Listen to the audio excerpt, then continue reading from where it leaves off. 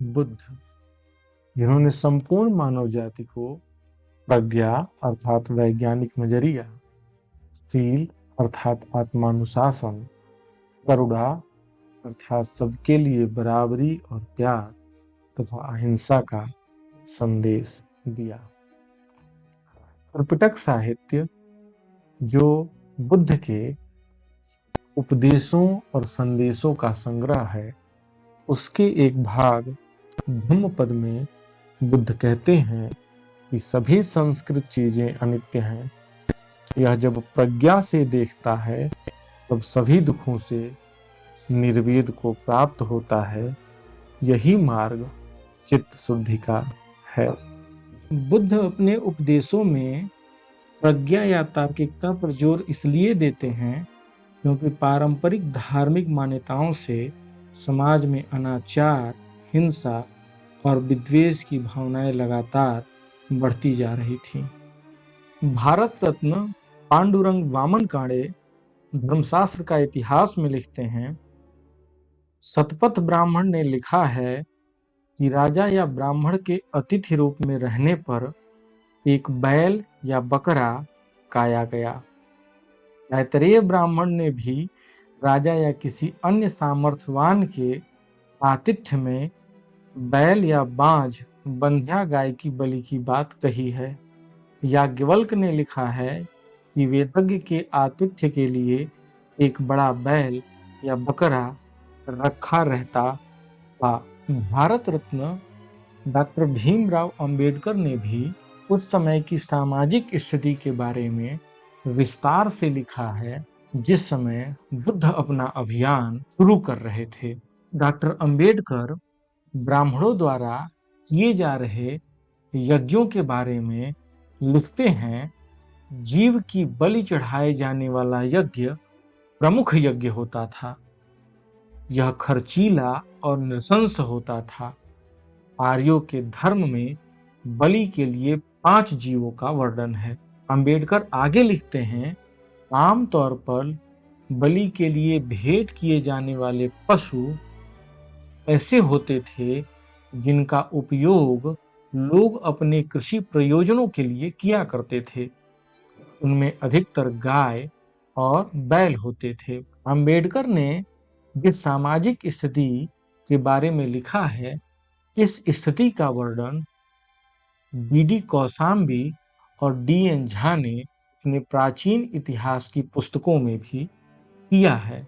बुद्ध के अभियान के बाद समाज के पारंपरिक ढांचे में क्रांतिकारी बदलाव हुआ। वर्णाश्रम व्यवस्था अब प्रश्नांकित होना शुरू हो चुका था। शुद्ध ब्राह्मण ग्रंथों ने भी अपने पारंपरिक रूपों में आमूलचूल परिवर्तन किया। बी.डी. कौशाम्बी लिखते हैं, जैसा कि एक प्रधानतः पशुचारी समाज के लिए स्वाभाविक था, मुख्य वैदिक यज्ञों में मवेशियों की ही बलि दी जाती थी। ईसा पूर्व 6ठी सदी के सुधार आंदोलनों ने इस चलन को किस हद तक पूरी तरह रोकने में सफलता प्राप्त की, यह बात गोहत्या और गोमांस भक्षण पर हिंदुओं द्वारा लगाए गए निषेध से स्पष्ट हो जाती है। कौशाम्बी आगे लिखते हैं, जब विभिन्न ब्राह्मणों के पूरक ग्रंथों के रूप में उपनिषदों की रचना हुई तो किसी भी रद्दोबदल को प्रत्यक्षतः स्वीकार नहीं किया गया, परंतु ब्राह्मण ग्रंथों के अंतर विषय पूर्णतः बदल गए। यज्ञ का उल्लेख अब आमतौर पर उटपटांग व्याख्याओं के साथ एक प्रकार के रहस्यवादी दर्शनों को पेश करने के लिए होने लगा। यज्ञ के मूल रक्तपाती अनुष्ठान को भुला दिया गया। इस तरह बुद्ध ने अपने समय के साथ की पूरी भारतीय सभ्यता को क्रांतिकारी ढंग से सोचने और संवरने का रास्ता दिया। सही इतिहास विवेक हमें वर्तमान और भविष्य को सुंदर बनाने में सहायता करता है। आज भारत के साथ पूरी दुनिया के लिए बुद्ध की शिक्षाएं सबसे ज्यादा प्रासंगिक हैं। बुद्ध पथ की मेरी यात्रा में साथ चलिए। पहला पड़ाव लुम्बिनी। दोस्तों, अभी हम भारत नेपाल बॉर्डर पर खड़े हैं और ये भारत नेपाल बॉर्डर से हम लुम्बिनी की तरफ जाएंगे। और पहली बार मैं विदेश आया हूँ भारत से। ये पहला मौका है जब मैं अपने देश से दूसरे देश जा रहा हूँ, और दूसरे देश जा रहा हूँ तो बुद्ध की धरती जा रहा हूँ, जहाँ लुम्बिनी और कपिलवस्तु हम घूमेंगे, बुद्ध के बारे में जानेंगे और बुद्ध से जुड़ी ढेर सारी बातें, उनके जन्म को लेकर के, उनके जन्म स्थान को लेकर के, उनके परिवार को लेकर के, जो साक्य जिस वंश में वो पैदा हुए थे उसको लेकर के, उनकी बचपन की ढेर सारी चीज़ों को लेकर के ढेर सारी चीज़ें आपको दिखाएंगे, बातचीत करेंगे। बॉर्डर पर हमें चेक इन पॉइंट मिला जहाँ पे सिर्फ आधार कार्ड दिखा करके अंदर चले जाना था।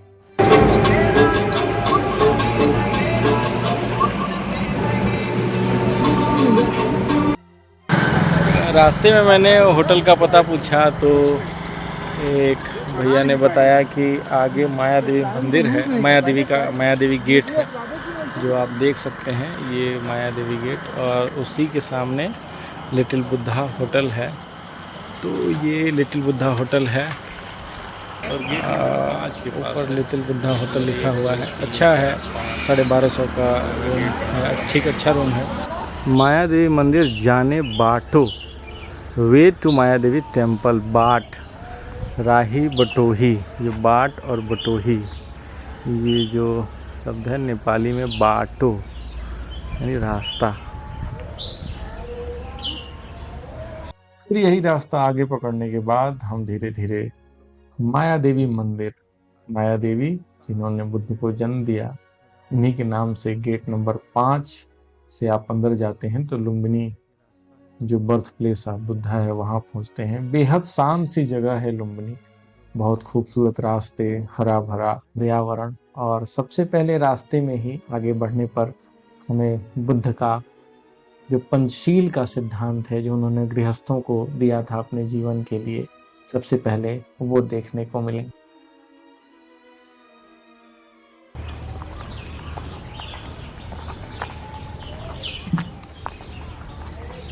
नेपाली में यहाँ लिखा है, म प्राणीघात करने काम छोड़ने, सील रामरी पालन गर्दछु। म नदी इकन लीने कर्म छोड़ने, सील रामरी पालन गर्दछु। म मतलब मैं काम राग को विषयमा नराम्रो आचरण करने, कर्म अर्थात पर स्त्री व पर पुरुषगमन करने, काम छोड़ने, शील रामरी पालन, रामरी मतलब अच्छे तरीके से, पालन गर्दछु, गर्दछु मतलब करूँगा, गर्दछु। म झूठ कुरा करने बानी छोड़ने, शील रामरी पालन गर्दछु।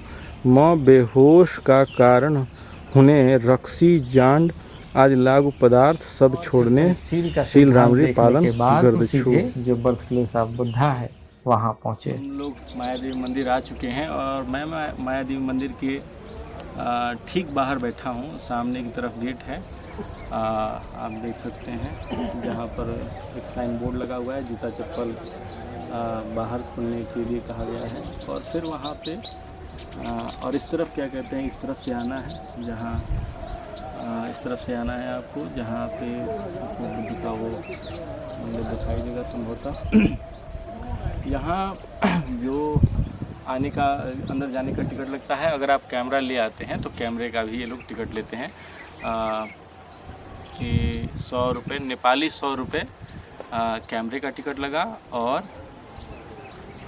100 रुपये से कुछ कम ही, इंडियन 100 रुपये से कुछ कम ही जाने का, मतलब एक व्यक्ति के जाने का टिकट यहाँ पे आपको देना होगा। तो चलते हैं फिर अंदर। बहुत ही खूबसूरत ढंग से लुम्बिनी को सजाया गया है। बीच बीच में बैठने के लिए अच्छी अच्छी जगहें बनाई गई हैं जहां आप बहुत अच्छे से आराम कर सकते हैं। माया देवी मंदिर का यह पिछला दृश्य, पीछे का दृश्य है। यहाँ से माया देवी मंदिर का पीछे वाला हिस्सा है, और आप लोग ये देख सकते हैं, ये पुरानी खुदाई से जो दीवारें और जगह निकली हैं वो है।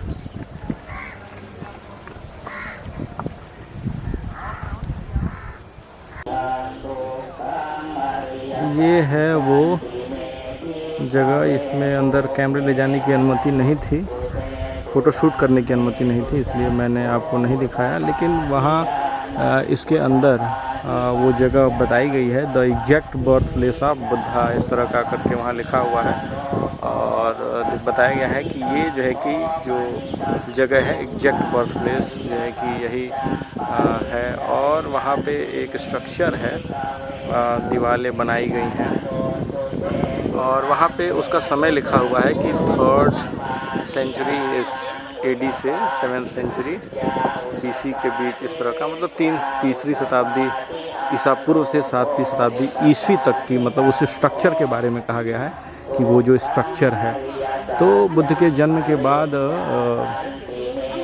यहाँ जब अशोक, तीसरी शताब्दी ईसा पूर्व में अशोक आया था, जब वो बौद्ध धर्म अशोक ग्रहण कर चुके थे, तो उस वक्त संभवतः उस वक्त उन्होंने बनवाया था इस जगह को, और बाद तक वो बनता रहा होगा।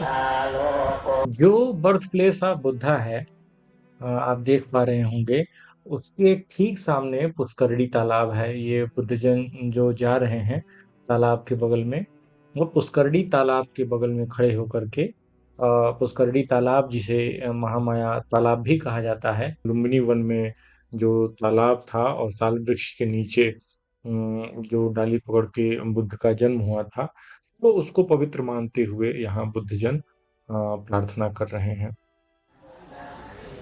हाँ, तो जैसा कि मैं आपको बता रहा था कि जो अभी जो मैं आपको जगह दिखा रहा था, तो उसके अंदर क्या कहते हैं, मार्कर स्टोन लगाया गया है कि ये एग्जैक्ट प्लेस है, एग्जैक्ट जगह है जहाँ बुद्ध का जन्म हुआ था।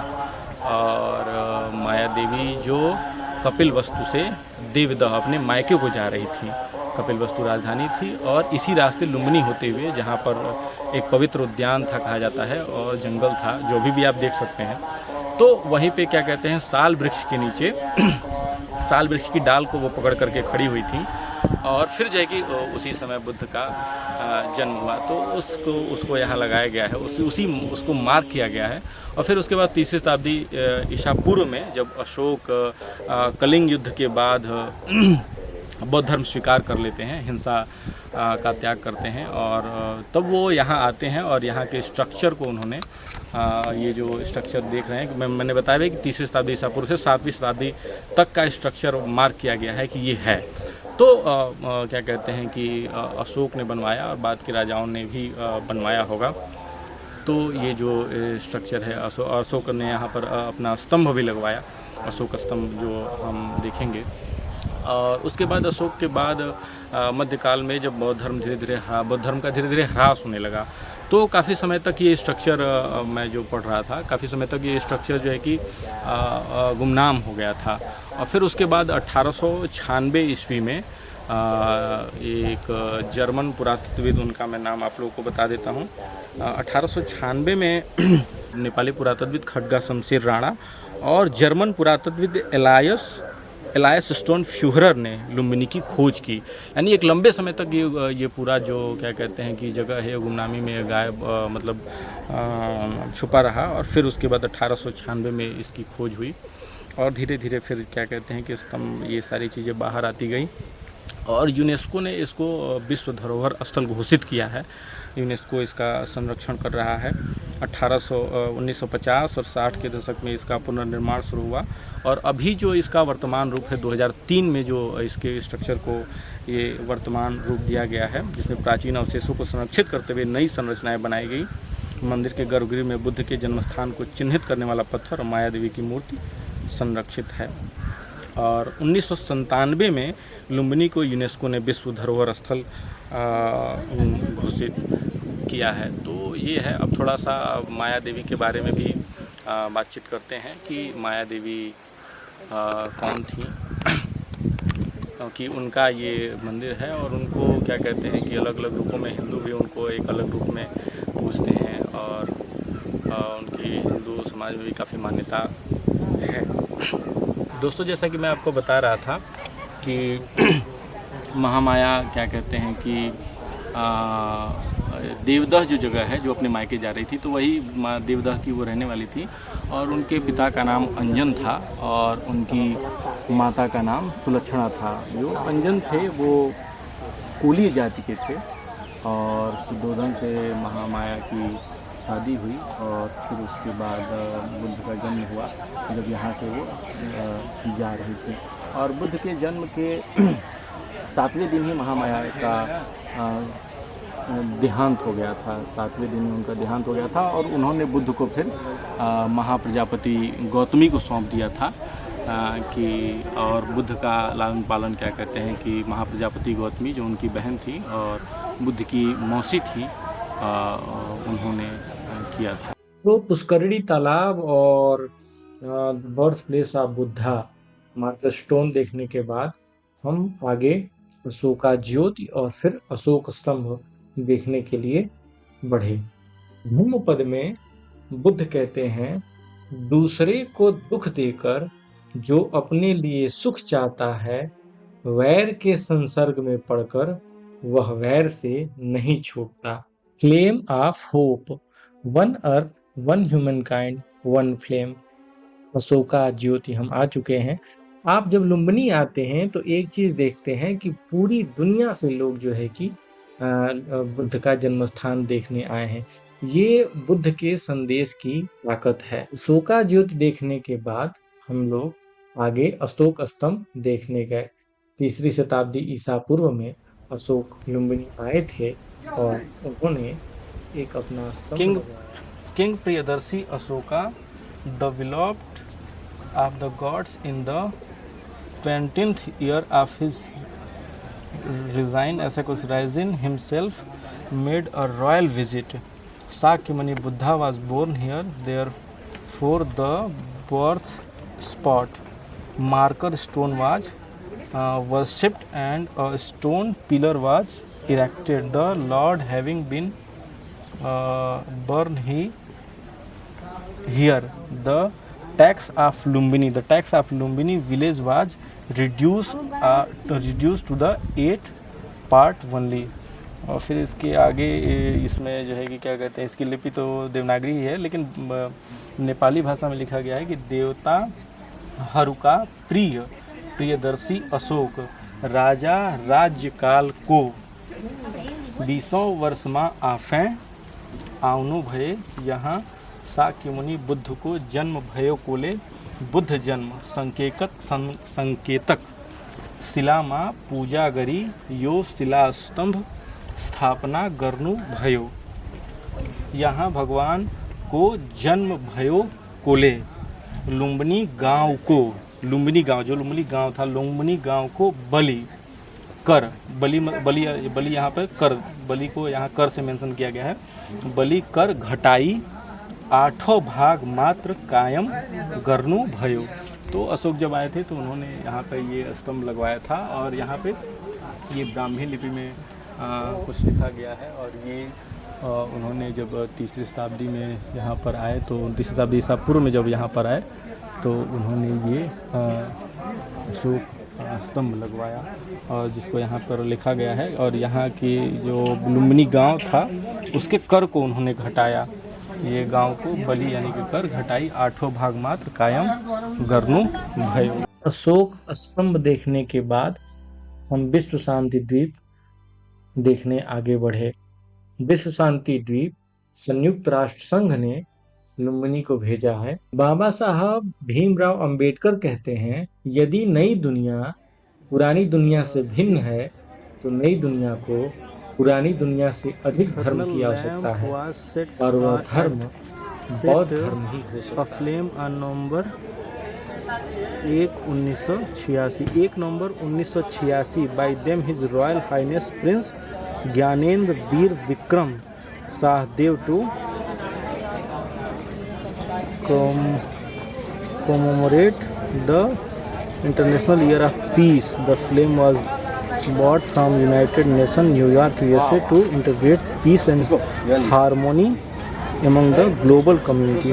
विश्व शांति द्वीप, जो शांति द्वीप सन 1986 नवंबर 1 तारीख का दिन तत्कालीन अधिराज कुमार श्री ज्ञानेंद्र विक्रम शाहदेव का बाहुली बाट प्रज्वलित भयो को हो। विश्व समुदाय में शांति र भाईचारा को प्रतीक व ज्वाला अंतर्राष्ट्रीय शांति दिवस मनाऊ को लागी संयुक्त राष्ट्र संघ न्यूयॉर्क। विश्व शांति द्वीप देखने के बाद हम लोग लुम्बिनी परिसर के दूसरे हिस्से, जहां पर विभिन्न देशों की मोनेस्ट्री स्थापित की गई हैं, वो देखने के लिए गए। चीन, जापान, कोरिया, जर्मनी, फ्रांस आदि विभिन्न देशों की खूबसूरत मोनेस्ट्रियां जो बहुत ही मनोयोग के साथ बनाई गई हैं, वहां स्थापित हैं।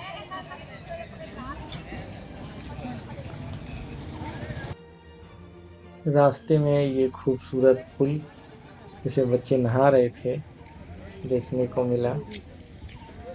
फिर पुल से आगे बढ़ते हुए जब हम पहुंचे तो दूर से ही मनोरम दृश्य देखने को मिला। ये रिक्शा वाले अंकल, ऑटो वाले बता रहे थे कि ये जर्मनी का है ये मंदिर। ये पीछे काफ़ी ढेर सारे मठ हैं और ये बुद्ध की बड़ी सी मूर्ति लगी हुई है। अभी पास से देखेंगे, दूर से धूप हालांकि काफ़ी तेज़ है, अच्छा लग रहा था। बुद्ध की जन्मधरती देखने के बाद यहाँ के मठों को देखा सकता है, खास करके इनकी जो मतलब जो बनाने की जो कलाकारी है, इसका शेप और डिज़ाइन है वो काफ़ी खूबसूरत है और उसको देखा जा सकता है। पृथ्वी माँ शांति छाओस।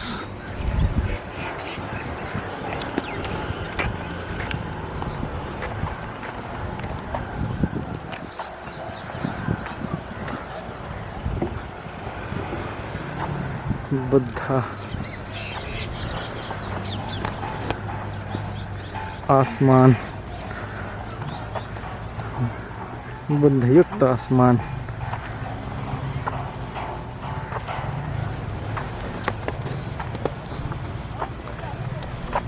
ये एक बड़ी सी मूर्ति बुद्ध की बैठी हुई और वहाँ खड़ी हुई, और ये अलग अलग। ये कनाडा थरांगू ब्रज विद्या एसोसिएशन। ये अंदर कोई वाद्य यंत्र बजाया जा रहा है। विद्या एसोसिएशन है कनाडा थरांगू।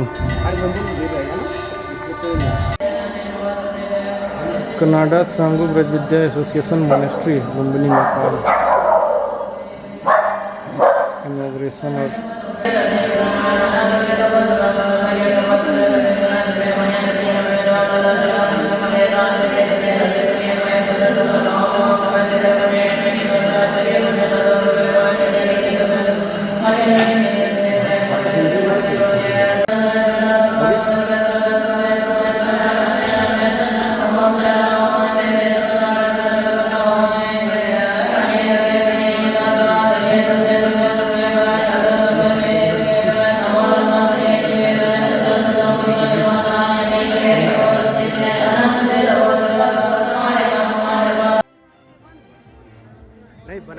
ये कोरिया टेम्पल शानदार, इसकी तामीर की गई है और खूबसूरत लग रहा है ये देखने में। जो इसकी डिज़ाइन है,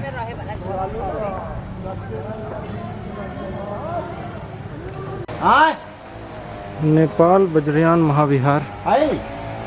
इस महाविहार को बनाया जा रहा है, नेपाल वज्रयान महाविहार। कंस्ट्रक्शन का यहाँ निर्माण का कार्य चल रहा है।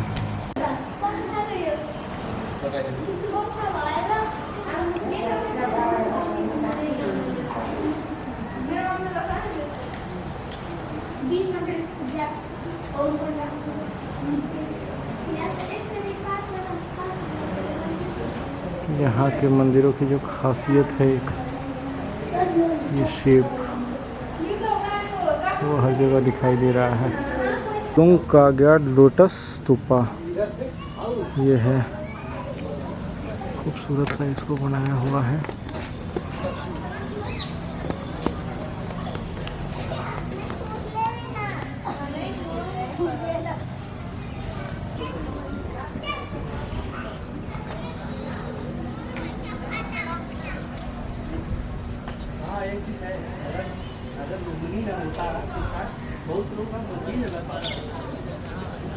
दोनों तरफ इस तरह बनाया गया है मंदिर के।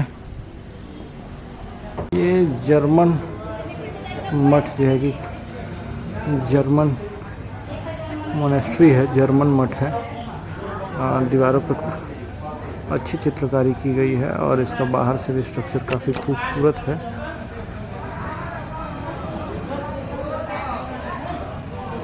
आप देख सकते हैं।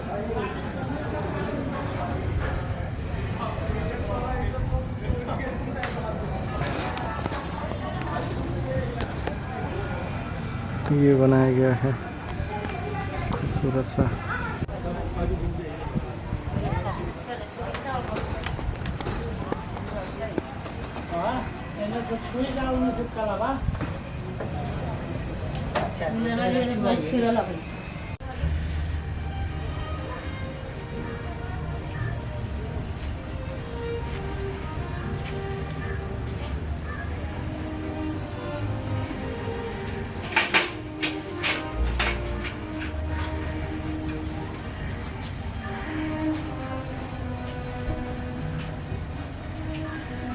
ये है सिंगापुर यूडीसी मोनेस्ट्री, ये सिंगापुर का।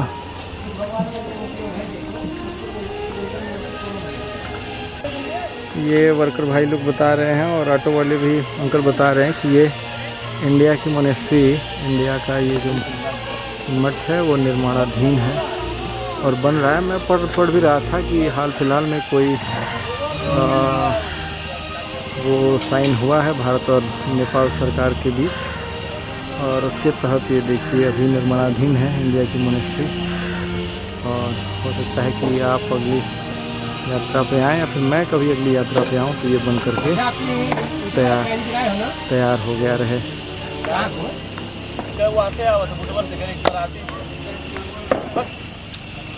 एक 1000 बुद्धा टेम्पल, 1000 बुद्धा इस मंदिर में रखा गया है जैसा कि बता रहे हैं लोग। और अब छोटे छोटे 1000 बुद्धा फोटो नहीं खींच सकते? खींच सकते हैं अंदर से भी जाते हैं।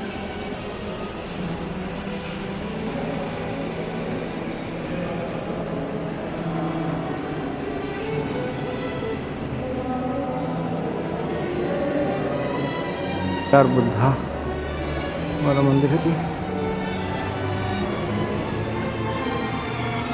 छोटे छोटे बुद्धा, फिर बुद्धा। और अभी जिस थोड़ी देर पहले बारिश हुई है और बारिश के बाद की धूप काफ़ी परेशान कर रही है, उमस और भयानक गर्मी है। और ये जो मोनेस्ट्री है काफ़ी दूर दूर पे है, तो इसलिए मैं बता रहा था कि आपको ऑटो की ज़रूरत होगी अगर आपको घूमना है तो। वेजिटेबल थुप्पा, वेज मोमो के बाद वेजिटेबल थुप्पा। नेपाली डिश लुम्बिनी आई है, नेपाली डिश, ढेर सारी नेपाली डिश खाइए, हेल्दी। 40 रुपये नेपाली और 7 पानी पूरी। तो लुम्बिनी फाइनली जो बुद्ध का ये जन्म स्थान है उसको हम देख चुके हैं और अब फिर आगे हम क्या कहते हैं कि कपिलवस्तु की तरफ जाएंगे और कपिलवस्तु जो है कि दिखाएंगे। अगले वीडियो में फिर मिलेंगे कपिलवस्तु से। तो दोस्तों, जनमन बहुजन के चैनल को आप सब्सक्राइब करें, हमारे अगले वीडियो का इंतज़ार करें और फिर मिलते हैं। आपका दोस्त अमित, धन्यवाद।